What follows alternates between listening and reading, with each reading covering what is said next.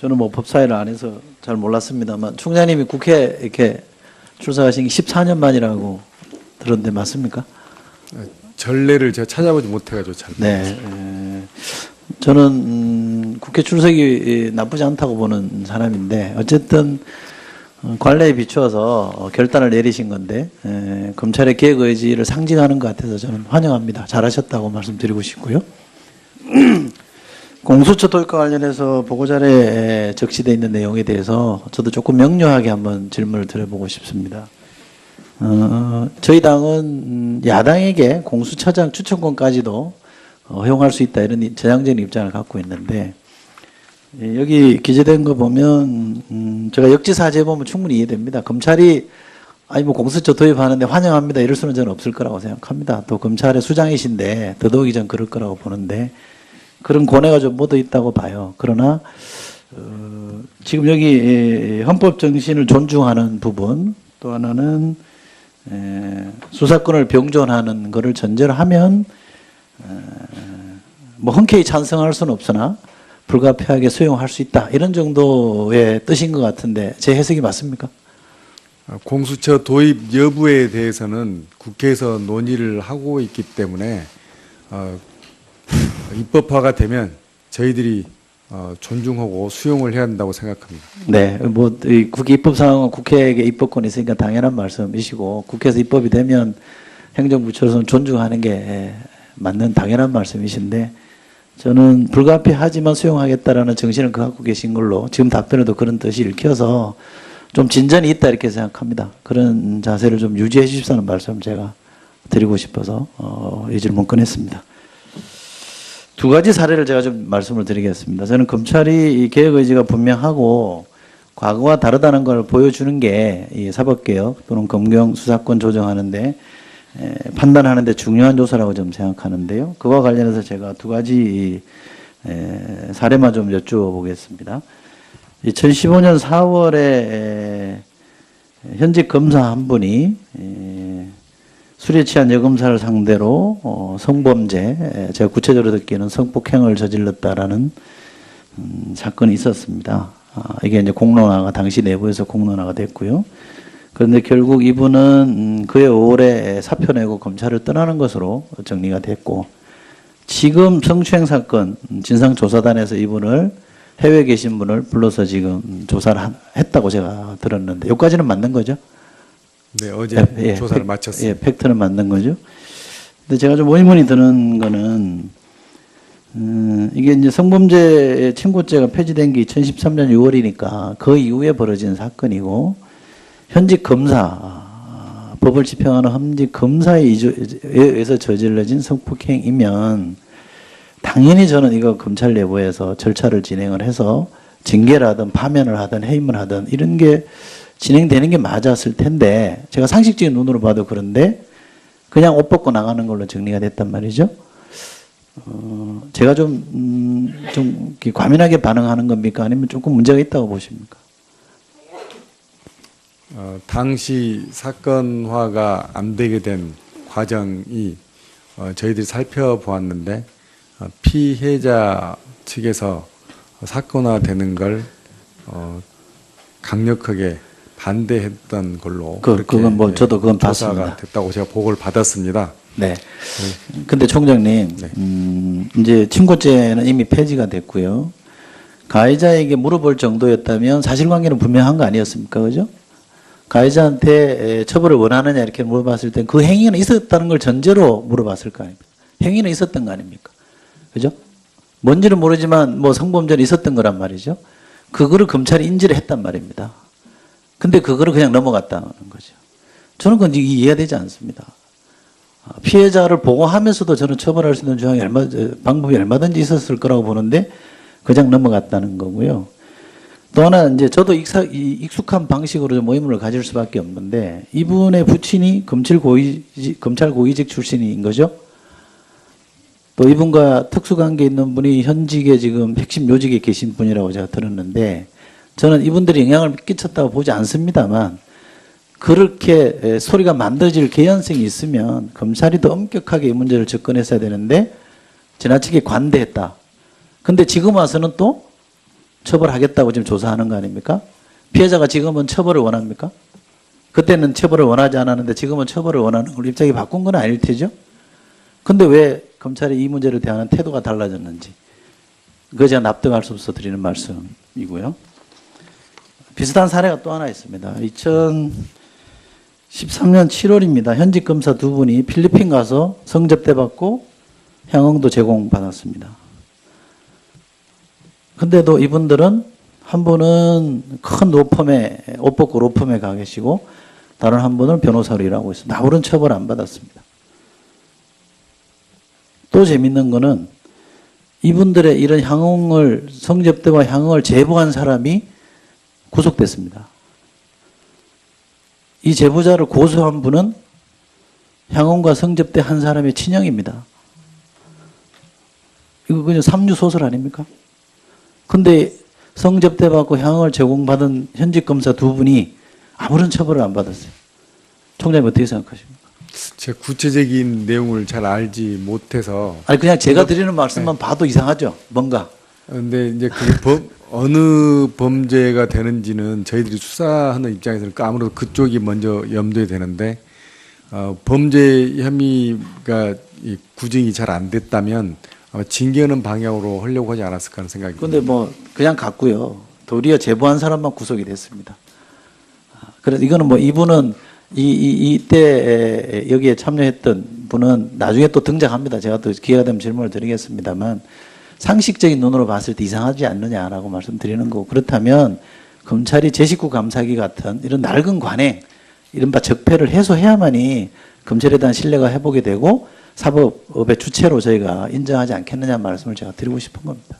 네, 제가 이 취임한 후로 또 그 전부터도 쭉 살펴보면 저희가 아까 정관예우 문제도 있었고 사건 처리 과정에서 검찰이 자체 비위 사실을 적발하거나 아니면 문제가 돼가지고 의혹이 제기가 돼서 조사를 마쳐서 처분을 아무리 해도 지금 불신의 정도가 좀 높습니다.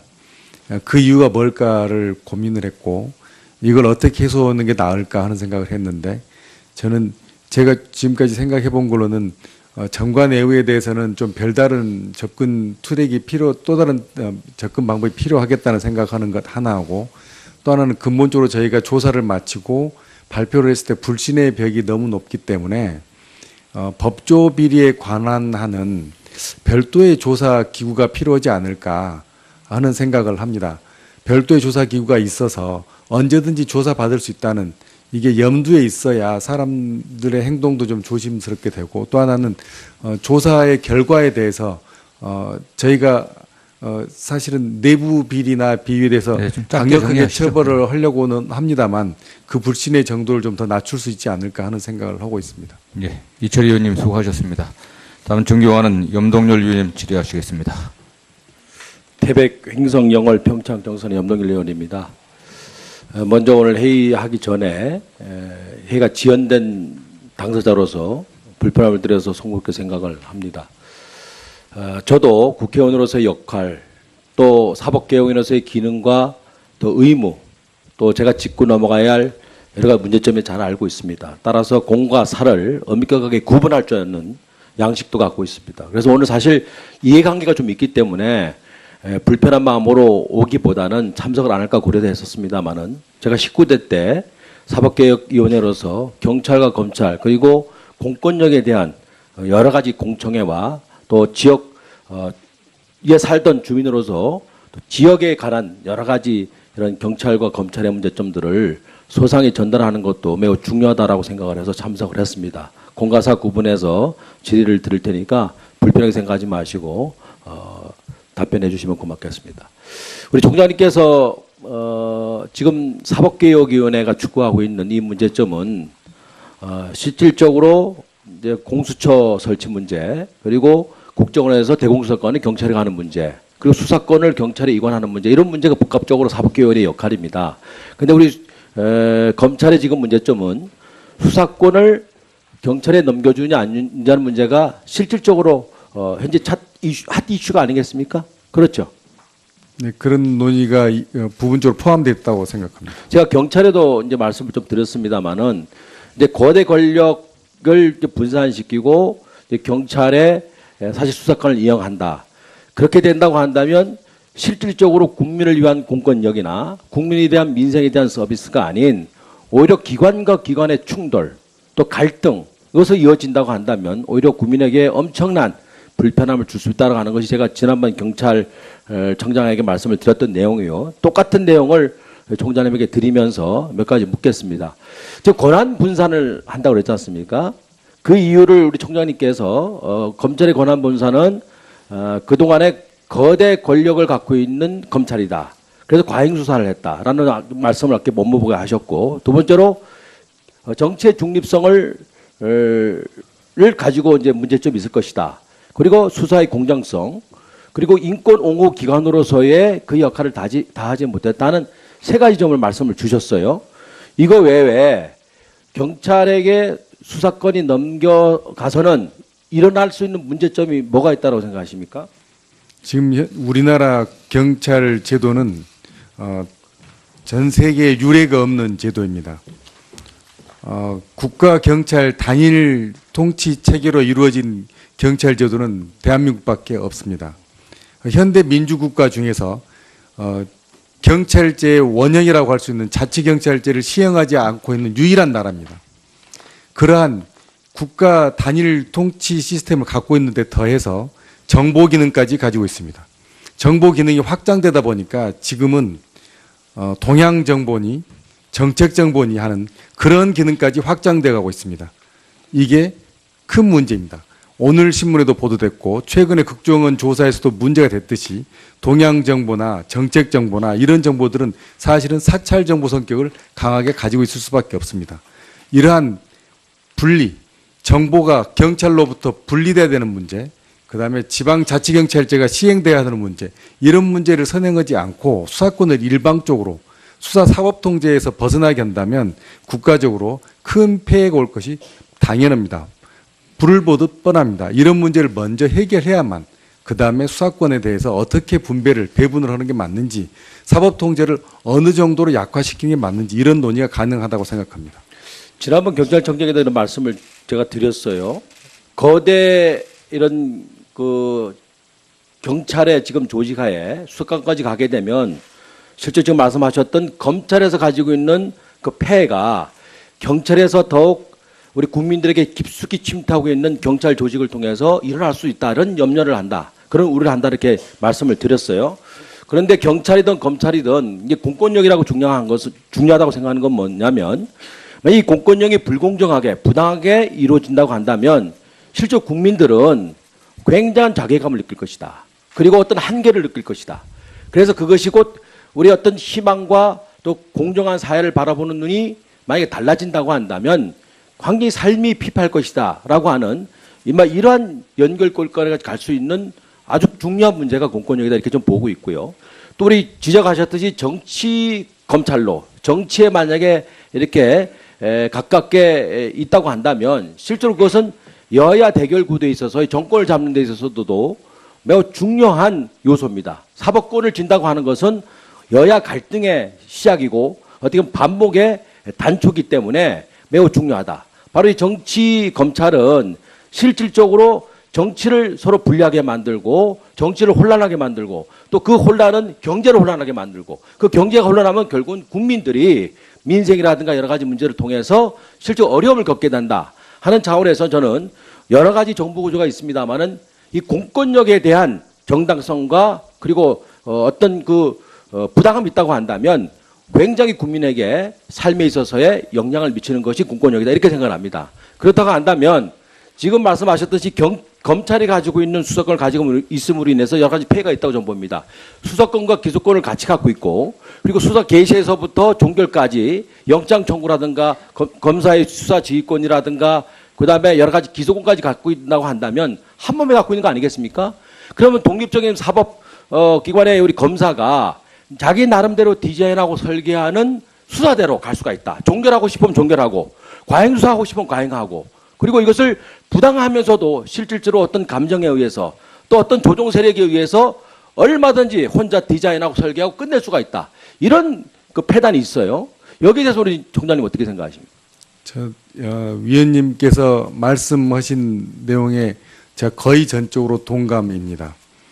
지금 우리 검찰이 권한이 세다고 보여지는 가장 큰 이유도 워낙 경찰과 법원이 강력하게 국가 단일 시스템으로 되어 있기 때문에 검찰 또한 국가 단일 시스템으로 되어 있고 검찰이 상대적으로 다른 나라에 비해서 많은 권한을 가지고 있습니다. 그건 인정하지 않을 수 없습니다. 하지만 지금 상황에서 지금 저희가 이렇게 너무 많은 걸 가지고 있는 상황에서 어떻게 자기 절제를 할 수 있느냐, 이 문제는 개인에게만 맡겨줄 수 있는 문제는 아니고 제도적인 보완이 필요하다고 생각합니다. 그래서 몇 가지 현재로서 저희가 해야 되는 제도 개혁 방안은 지금 시행하려고 내놓거나 시행하고 있는 중이고, 근본적으로는 지금 위원님께서 지적하신 것처럼 검사가 수사 개시부터 수사 종결까지, 기소까지 모든 것을 다 하고 있는, 여기에서 나오는 병폐가 있습니다. 그런 부분을 저희가 어떻게 할 것인지는 저희들도 나름대로 내부적으로 토의를 하겠지만, 해주시죠. 하나 더는 수사 부분에서 저희가 너무 많이 하고 있는 직접 수사를 상당 부분 축소시켜야 된다는 생각을 하고, 이 축소된 수사조차도 수사가 진행되는 도중에는 끊임없이 견제를 받아야 되고, 수사가 이루어진 다음에는 반드시 책임을 물을 수 있는 그런 구조가 형성돼야 한다고 생각합니다. 저희가 너무 많은 수사를 하고 있는 데서는 다른 방안으로 또 토의를 해야 되지 않을까 하는 생각합니다. 네, 저는 뭐 법사위를 안 해서 잘 몰랐습니다만 총장님이 국회 이렇게 출석하신 게 14년 만이라고 들었는데 맞습니까? 전례를 제가 찾아보지 못해가지고 잘 네, 저는 국회 출석이 나쁘지 않다고 보는 사람인데 어쨌든 관례에 비추어서 결단을 내리신 건데 검찰의 개혁 의지를 상징하는 것 같아서 저는 환영합니다. 잘하셨다고 말씀드리고 싶고요. 공수처 도입과 관련해서 보고자료에 적시되어 있는 내용에 대해서 저도 조금 명료하게 한번 질문을 드려보고 싶습니다. 저희 당은 야당에게 공수처장 추천권까지도 허용할 수 있다, 이런 전향적인 입장을 갖고 있는데, 여기 기재된 거 보면 제가 역지사지해 보면 충분히 이해됩니다. 검찰이 뭐 공수처 도입하는데 환영합니다 이럴 수는 저는 없을 거라고 생각합니다. 또 검찰의 수장이신데 더더욱이 전 그럴 거라고 보는데, 그런 고뇌가 좀 묻어 있다고 봐요. 그러나 지금 여기 조정하는데 판단하는데 중요한 조사라고 좀 생각하는데요. 그와 관련해서 제가 두 가지 사례만 좀 여쭈어보겠습니다.